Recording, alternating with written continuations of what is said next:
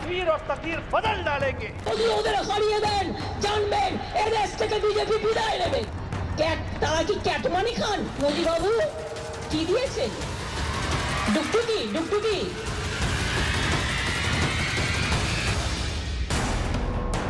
बंगाल में चुनाव की रणभेरी बज चुकी है।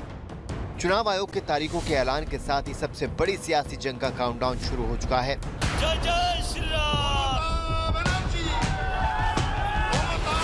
बंगाल की सियासी लड़ाई में दमखम दिखा रहे तमाम दलों के नेता अखाड़े में कूद चुके हैं। जय श्री राम। बंगाल की ये लड़ाई ममता बनर्जी के सियासी अस्तित्व की लड़ाई है। ये लड़ाई सिद्धांतों और पार्टी के विचारों की लड़ाई है। तो बंगाल को अपनी आन बान का सवाल बना चुके नरेंद्र मोदी और अमित शाह की प्रतिष्ठा का प्रश्न है। बंगाल में मुकाबला सीधा है। चुनाव से पहले दावे अपने अपने हैं। किसके दाव में कितना दम है इसका फैसला तो 2 मई को चुनाव परिणामों से होगा।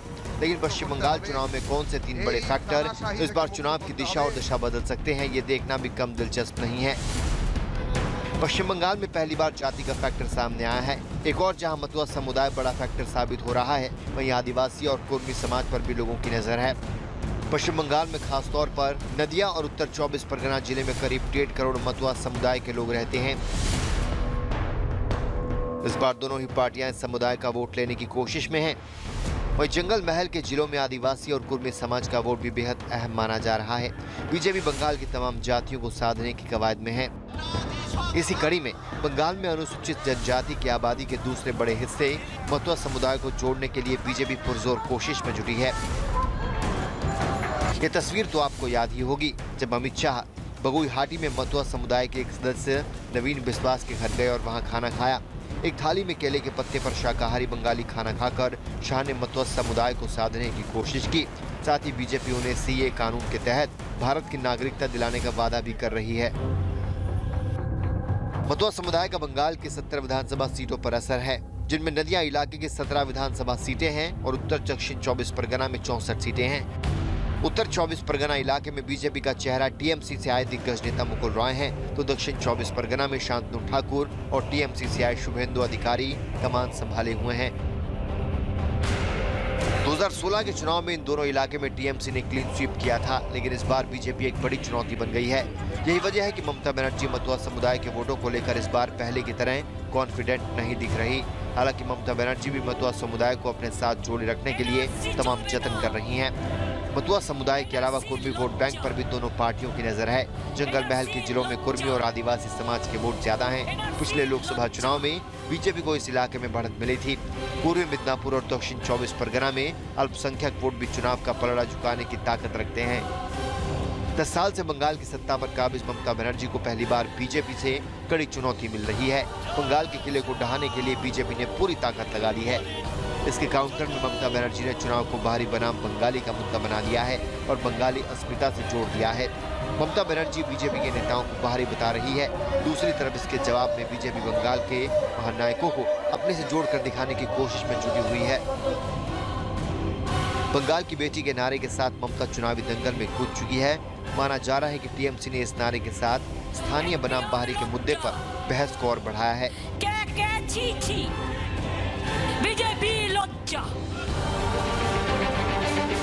हिंसा एक बार फिर पश्चिम बंगाल के चुनाव में बड़े फैक्टर के तौर पर सामने आई है।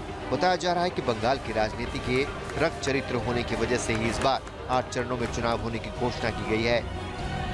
बताया जा रहा है कि बीजेपी चाहती थी कि चुनाव कई चरणों में हो ताकि हिंसा को रोका जा सके और बिना भय के माहौल में वोटर मतदान कर सके।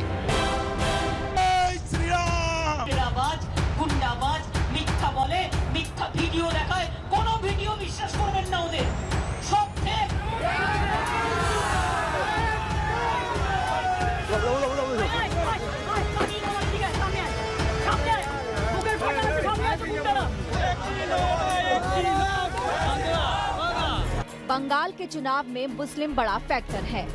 जय श्री राम बनाम जय सिया राम और मां दुर्गा के पीछे भी मुस्लिम फैक्टर ही काम कर रहा है। बीजेपी ममता पर मुस्लिम तुष्टीकरण का आरोप लगाकर बहुसंख्यकों को रिझाने में लगी है, तो ममता इस फ्रंट पर भी बीजेपी को टक्कर देने में जुटी हुई है। ये बंगाल के अंदर माहौल ऐसा कर दिया कि जय श्री राम बोलना माने गुनाह है। अरे बंता दीदी, बंगाल में जय श्री राम नहीं बोलना जाएगा तो कहां पाकिस्तान में बोला जाएगा क्या? मुझे बताओ भाइयों, बताओ बहनों, जय श्री राम बोलना चाहिए या नहीं बोलना चाहिए? सरस्वती पूजा नहीं होता, उन्होंने सरस्वती पूजा शुरू किया। ओके जिज्ञेस करो सरस्वती पूजा मंत्र बोल, आगे सरस्वती पूजा मंत्र बोल। दुर्गा पूजा भी ममता जी नहीं करने देता, बल दुर्गा पूजा नहीं करने देता तो 28,000 क्लब को 50,000 रुपया ऐसे मिलते। बंगाल में करीब 27% मुस्लिम आबादी है, जिस पर ममता बनर्जी की गहरी पैठ है। चुनाव दर चुनाव मुस्लिम मतदाताओं का समर्थन बढ़ ही रहा है।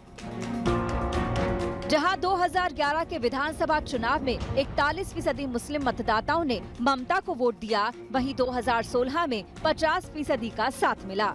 लेकिन 2019 के लोकसभा चुनाव में जब बीजेपी का अच्छा प्रदर्शन रहा तो 70% मुस्लिम वोटर्स ने ममता की पार्टी को ही वोट दिया। मुस्लिम फैक्टर का ही कमाल रहा कि 2019 के लोकसभा चुनाव में दक्षिण बंगाल ने ममता की झोली सीटों से भर दी। सिर्फ 9 जिलों में टीएमसी को 22 में से 19 सीटें मिली। अगर ये विधानसभा के लिहाज से समझा जाए तो 138 सीटें बैठती हैं। ये सीटें हैं इन 9 जिलों की: उत्तरी 24 परगना, दक्षिण 24 परगना, नादिया, हावड़ा, हुगली, बर्दवान, बीरभूम और पूर्वी मेदिनीपुर। ये 9 जिले बीजेपी के लिए बड़ी चुनौती है। सवाल ये है कि क्या बीजेपी यहाँ सेंधमारी कर पाएगी? ये वो राजनीति है जो देशभक्ति के बजाय वोट बैंक, सबका विकास के बजाय तुष्टीकरण को बल देती है। अपने मुस्लिम वोट बैंक को बचाने के लिए ममता बनर्जी का सामाजिक कल्याण विभाग हर साल 1200 करोड़ रुपए खर्च करता है। ममता की 11 योजनाओं का लाभ भी इन्हीं परिवारों को पहुंचता है। इस बार ममता का खेल बिगाड़ने में ओवैसी और फुरफुरा शरीफ दरगाह के पीरजादा अब्बास सिद्दीकी भी जुट गए हैं। बिहार फॉर्मूले को अपनाते हुए ओवैसी मुस्लिम बहुल 50 सीटों पर चुनाव लड़ने जा रहे हैं, तो वहीं पीरजादा अब्बास सिद्दीकी कांग्रेस और लेफ्ट गठबंधन से तालमेल कर रहे हैं। मुस्लिम वोटर्स में बिखराव का सीधा फायदा बीजेपी को होगा। लेकिन सवाल ये है कि ये लोग मुस्लिम वोट्स में कितनी सेंधमारी कर पाते हैं।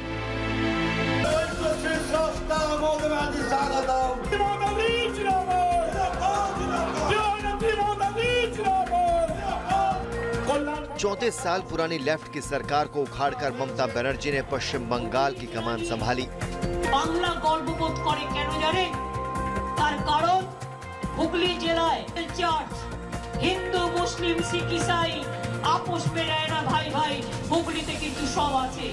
2011 में लेफ्ट का किला ममता बनर्जी के परिवर्तन लहर में बह गया। मां, माटी और मानुष के जय घोष के साथ 2011 में ममता बनर्जी के नेतृत्व में तृणमूल ने सरकार बनाई। ममता ने 2016 में भी जीत का परचम लहराया। पिछले चुनाव में टीएमसी ने शानदार प्रदर्शन करते हुए 211 सीटों पर जीत दर्ज की। 294 सीट वाली विधानसभा में दूसरे नंबर पर कांग्रेस थी, जो सिर्फ 44 सीट जीतने में कामयाब रही थी, जबकि बीजेपी को महज 3 सीटों पर जीत मिली। लेकिन 2021 के चुनाव में ममता बनर्जी का मुख्य सियासी दुश्मन भी बदल चुका है और सियासी समीकरण भी। बीजेपी पहली बार राज्य में सत्ता पाने के लिए आक्रामक चुनावी अभियान छेड़े हुए है। अब ऐसे में सवाल उठता है कि 2 बार की मुख्यमंत्री ममता बनर्जी क्या तीसरी बार भी सूबे की कमान संभालेंगी? क्या दीदी इस बार जीत की हैट्रिक लगाएंगी या फिर बंगाल में भगवा लहराएगा?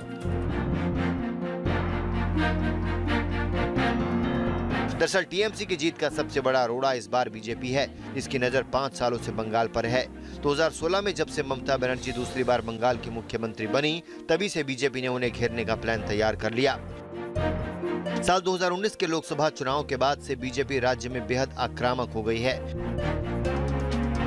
पिछले 6 महीने के दौरान पीएम नरेंद्र मोदी से लेकर गृह मंत्री अमित शाह और फिर बीजेपी अध्यक्ष जेपी नड्डा, हर किसी ने बंगाल का लगातार दौरा किया है।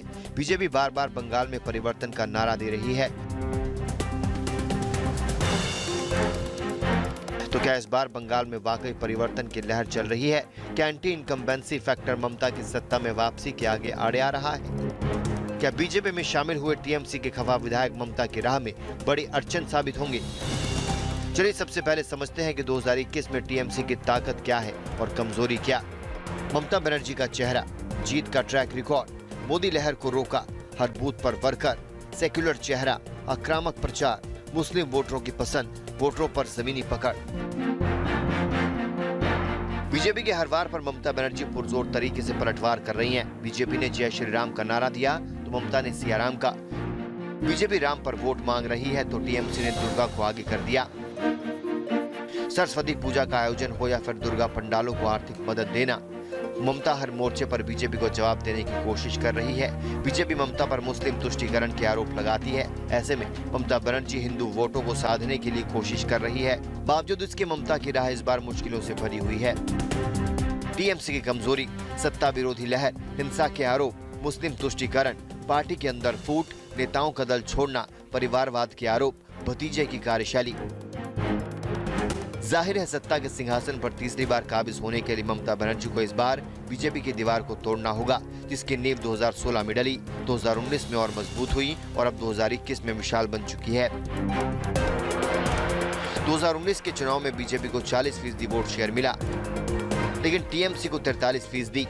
वोट शेयर और सीट के मामले में टीएमसी भारी रही। 2016 में भी टीएमसी ने क्लीन स्वीप किया था। इस हिसाब से टीएमसी सबसे आगे है, लेकिन पिछले 3 महीनों के दौरान बीजेपी की रणनीति से टीएमसी में खलबली मच गई है। एक के बाद एक टीएमसी के दिग्गज बीजेपी में शामिल हो रहे हैं। तृणमूल कांग्रेस के बड़े नेताओं के इस्तीफे के बाद ममता बनर्जी की चिंता बढ़ गई है। डायमंड हार्बर विधायक दीपक हल्दर, पूर्व मंत्री शुभेंदु अधिकारी और राजीव बनर्जी, टॉलीवुड एक्टर यशदास गुप्ता, हिरन चटर्जी के अलावा करीब आधा दर्जन एक्टर बीजेपी में शामिल हो गए हैं। इसके अलावा कई और नेता पार्टी छोड़ने की लगातार धमकी दे रहे हैं, जिन्हें मनाने के साथ विरोधियों पर जीत दर्ज करना ममता बनर्जी की सबसे बड़ी चुनौती होगी।